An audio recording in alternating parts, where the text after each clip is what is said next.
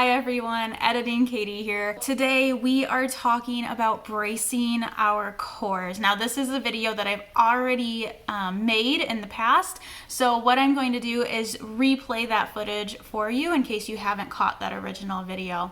The reason that I want to put it in this 30-day challenge is because it's really important to make sure that we are honoring our primary line, that we are in alignment as we practice. And this is not only important in your yoga practice, but it's very important in your day-to-day life because we all bend over, we all pick things up off of the ground. We all need these tools for not only keeping ourselves safe in exercise, but in our functional lives as well. I think it's really important to check ourselves and to make sure that we are staying in alignment, and just know that, your body's not going to look exactly like my body, and my body's not going to look exactly like somebody else's body. So honor your body, honor your alignment and how you are built, and just use these tools that I will mention a little bit later and practice them. Try to get them down as best as you can, because that's really going to help keep you safe through your practice. So I hope you enjoy.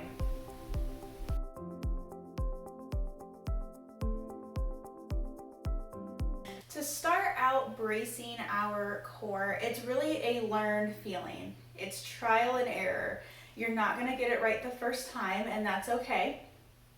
So what we're going to do, I want you to stand up and do this with me.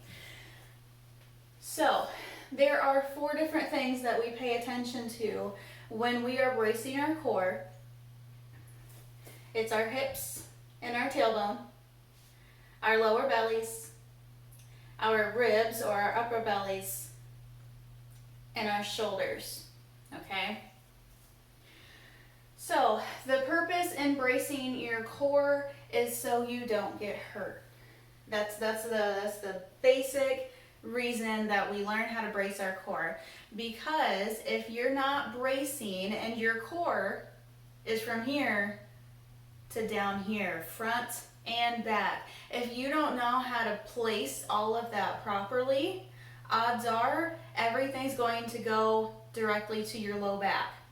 And when you take everything that this front and back is supposed to be doing in your body and you put it all on this little bit right down here, that's when you get injured.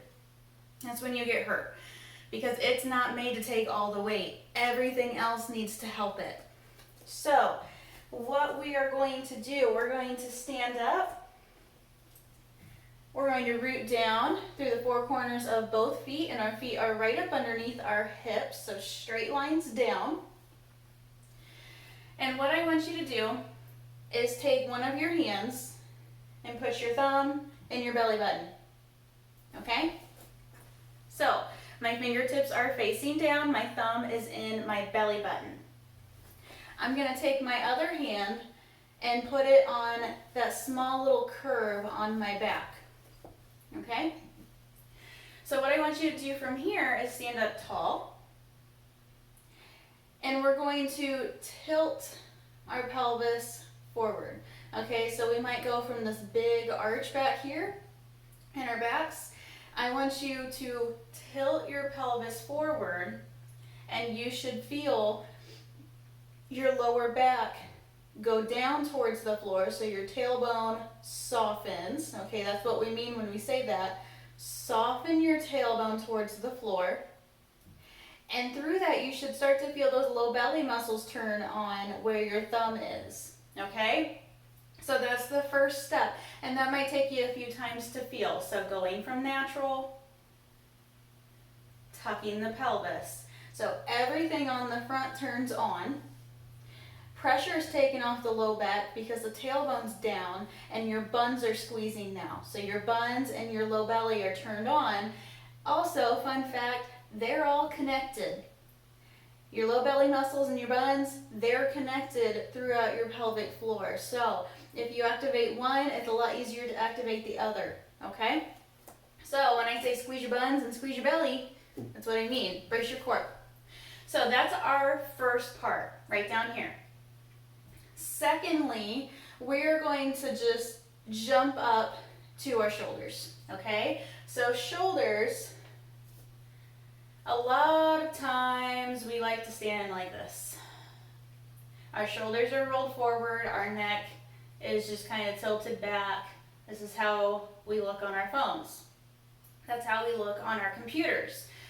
So what we're doing is we're staying braced through our low bellies. Don't forget, we're gonna draw our shoulders all the way around and down, okay?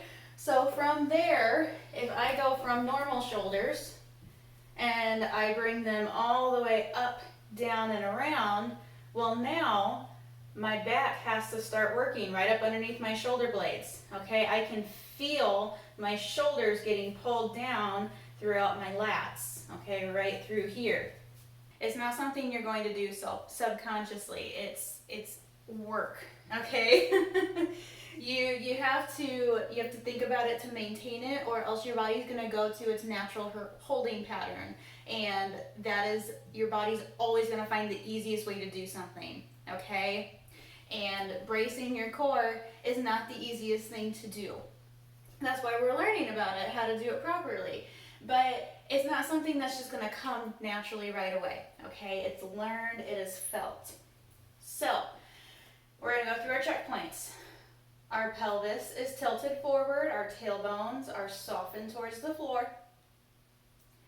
Our shoulders are rolled down and back. We can feel our lats turn on. Now, as soon as I have somebody readjust their shoulders, their ribs go like this. Okay, I'm gonna fix my shoulders. Their ribs flare out and they go, okay, I'm standing up nice and tall. And I go, no, you're not. So what we're going to do with that, keep your tailbone softened, shoulders rolled back. So what we're going to do is, it's called knitting your ribs. Knitting your ribs can be really, really hard to do, okay?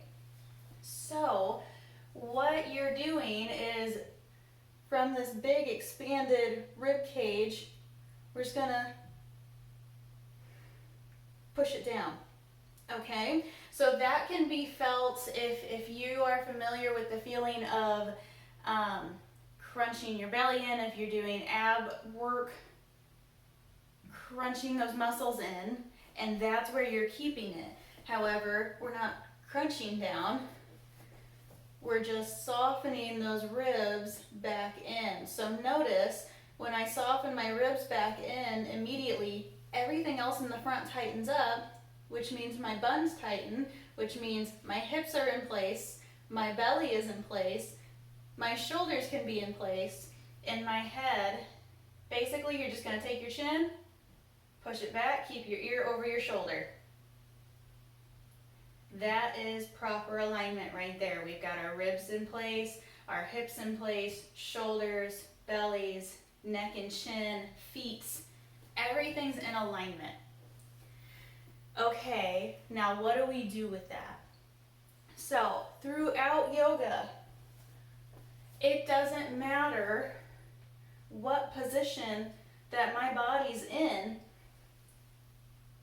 I should be maintaining those lines the whole time.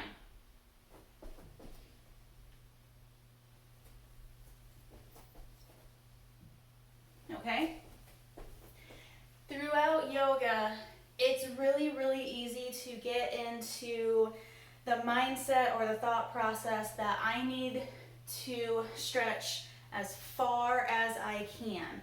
I need to get into the hardest positions that I physically can make my body do, okay? That is not the intent of yoga. That is comparing yourself to somebody else's practice, and that's not what we do, okay? Your practice is going to be unique to your body, okay? So what that means is, if you can do something while maintaining your proper alignment, then do it. But if you go into a motion and it causes you pain, if it causes you pain, stop.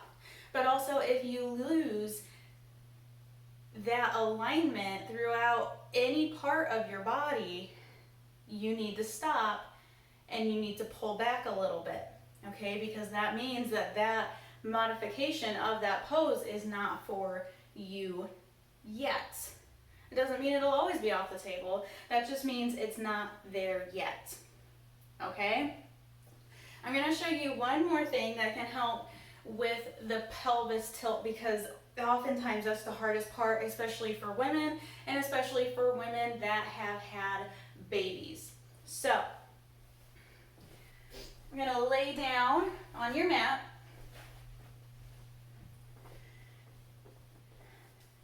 You're gonna bring your feet to your mat, so the soles of your feet are down. And I'm gonna keep my arms up here so you can see my mid-body, so my ribs and my belly. So when I lay down, I have a natural arch behind my back. Okay, that's normal. It's supposed to be there. But when I go into any kind of core exercise and I keep that natural arch in my back, so let's say I'm gonna do a leg lift, that's gonna start to hurt that lower part of my back because my back is doing too much work that another muscle should be taking. So what you need to do is the same thing that we did when we were standing, but it can be easier to feel when you're on the floor. So what we're doing, we're taking that natural arch, right? And we're just going to soften that natural arch towards the floor. Okay, so we go from natural, soften. So if you notice my hips go from pointed towards the floor, and then I soften, and my hips then start pointing upwards. Now, I want you to not push and smash your lower back into your mat because you can overcorrect this, okay? I do not want you to push the lower back into the ground. You can have a small little arch in your back. That's okay as long as it doesn't bother you. But I want you to focus on slight contact with your mat. Okay, so I don't want you completely off in your natural position, but I don't want you completely curled down to where your buns start to lift up off the floor. That's not what I want. You're just going to go from natural, just like we did when we were standing, and you're going to soften your tailbone down. I have contact with my mat down now in my low back. So what that does is that allows my belly muscles, because right now in my natural, my belly muscles are stretched out. Okay, they really don't have to work right now. So how to properly engage them, soften the tailbone, that allows the belly muscles to start to clench inward. Okay, that allows them to contract so they can turn on and start pulling some of my weight when I go into my core exercises. Okay? So, something to practice. It is very, very much a learned feeling. I do not expect anyone to get this right off the bat. If you do, that's awesome. You've probably been working out for a while. But if you're new coming in, just practice, okay? Just practice the hip tilt on the floor. That one's going to save you so much in both your yoga and in your weight training, okay? So just practice that hip tilt when you're first starting out, and then start going through all your checkpoints from crown to toe, okay? So I hope that was informative. I hope that was helpful for you to know that you're keeping your alignment in your practice, or maybe you need to practice keeping your alignment throughout your practice in yoga, and it's very, very important in weight training as well. So I hope you found it helpful. Please remember to subscribe and to like the video, give it a thumbs up, and I will see you next time. So remember, be kind, show love, and give grace. Bye-bye.